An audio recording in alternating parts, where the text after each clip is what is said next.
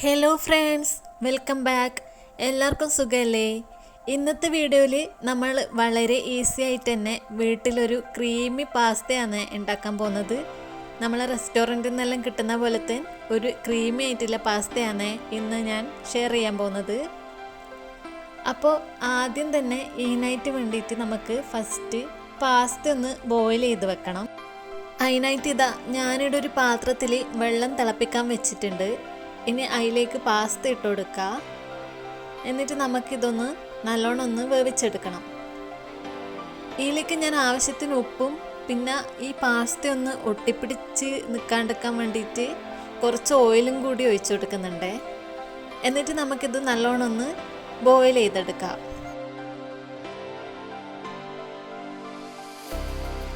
ഇപ്പം പാസ്ത എല്ലാം നല്ലോണം ഒന്ന് വെന്ത് വന്നിട്ടുണ്ട്. നമുക്കിതൊന്ന് ഊറ്റി മാറ്റി വെക്കാം.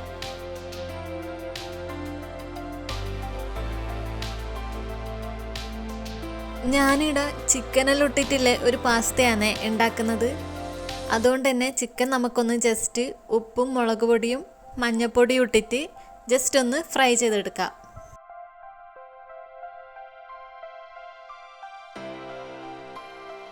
ഇനി നമുക്ക് പാസ്ത ഉണ്ടാക്കാം.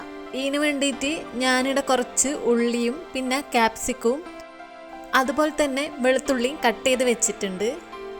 നിങ്ങൾക്ക് വേണ്ടിക്ക വേറെയും വെജീസൊക്കെ ആഡ് ചെയ്ത് കൊടുക്കാം.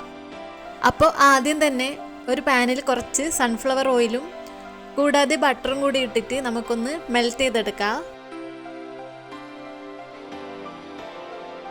അതിലേക്കിനി നമുക്ക് അരിഞ്ഞു വെച്ചിരിക്കുന്ന വെളുത്തുള്ളിയും കൂടി ഇട്ടിട്ട് ജസ്റ്റ് ഒന്ന് സോട്ട് ചെയ്തെടുക്കാം.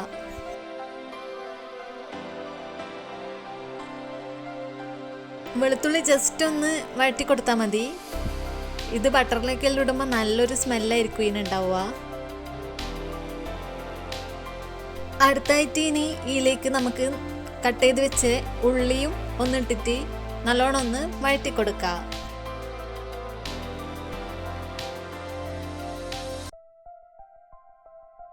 ഉള്ളിയെല്ലാം ഒന്ന് വാടി വന്നതിന് ശേഷം ഞാൻ ഇതിലേക്ക് 2 ടേബിൾ സ്പൂൺ മൈദ ഇട്ട് കൊടുക്കുന്നുണ്ട്.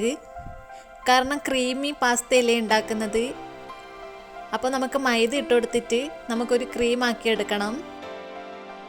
മൈദ ഇട്ട് കൊടുത്തിട്ട് നമുക്ക് ഈ മൈദേൻ്റെ ഒരു പച്ച മണമൊക്കെ ഒന്ന് മാറുന്ന വരെ നമുക്കൊന്ന് റോസ്റ്റ് ചെയ്ത് കൊടുക്കാം. എന്നിട്ട് നമുക്ക് ഇതിനകത്ത് കുറച്ച് പാല് ഒഴിച്ചു കൊടുക്കണം. ഞാനിവിടെ ഇളം ചൂടുള്ള പാലാണ് ഒഴിച്ചു കൊടുക്കുന്നത്. കുറച്ചായിട്ട് വേണം പാലൊഴിച്ച് കൊടുക്കാൻ. എന്നിട്ട് ഈ മൈദയെല്ലാം ഒന്ന് കട്ടയില്ലാണ്ട് നമുക്ക് ഇത് ഇളക്കി കൊടുക്കാം. നിങ്ങൾക്ക് എത്രത്തോളം ക്രീമി ആയിട്ട് വേണോ അത്രത്തോളം നമുക്ക് ഇതിനകത്ത് പാലൊഴിച്ച് കൊടുക്കാം. അപ്പോൾ ഇതെല്ലാം നല്ലോണം ഒന്ന് മിക്സായി വന്നിട്ടുണ്ട്. കണ്ടില്ലേ, നല്ലൊരു ക്രീമി ടെക്സ്ചറിൽ തന്നെ ഇത് വന്നിട്ടുണ്ട്. അതുപോലെ തന്നെ കുറച്ച് ടൊമാറ്റോ സോസും പിന്നെ ഒറിഗാനോയും കൂടി ഞാൻ ഇട്ടുകൊടുക്കുന്നുണ്ട്. ഇനി ഇതെല്ലാം നമുക്കൊന്ന് നല്ലോണം മിക്സ് ചെയ്ത് കൊടുക്കാം. ഇപ്പം നമ്മുടെ ക്രീം നല്ല തിക്കായി വന്നിട്ടുമുണ്ട്, കാണാൻ തന്നെ നല്ലൊരു രസമുണ്ട്. ഇനി ഇതിലേക്ക് ക്യാപ്സിക്കവും പിന്നെ നേരത്തെ ഫ്രൈ ചെയ്ത് വെച്ച ചിക്കനും കൂടി ഇട്ടുകൊടുത്തിട്ട് നല്ലോണം ഒന്ന് ഇളക്കി കൊടുക്കാം. ഞാനിപ്പോൾ ഈ ഒരു ടെക്സ്ചറിലാണ് ആക്കിയിട്ടുള്ളത്. ഇനി നമുക്ക് ഇതിലേക്ക് വേവിച്ച് വെച്ച പാസ്തയും കൂടി ഇട്ടിട്ട് നല്ലോണം ഒന്ന് മിക്സ് ചെയ്ത് കൊടുക്കാം. ശരിക്കും പറഞ്ഞാൽ ഇത്ര മാത്രമേ നമുക്ക് ഈ ഒരു പാസ്ത ഉണ്ടാക്കാനില്ല പണിയില്ലൂ. ഇനിയിപ്പോൾ കുറച്ച് ഫ്ലേവറിന് വേണ്ടിയിട്ട് ഞാൻ കുറച്ച് കുരുമുളക് പൊടിയും അതുപോലെ തന്നെ ഒറിഗാനോയും ഇട്ട് കൊടുത്തിട്ട് നല്ലോണം ഒന്ന് മിക്സ് ചെയ്ത് കൊടുക്കുന്നുണ്ട്.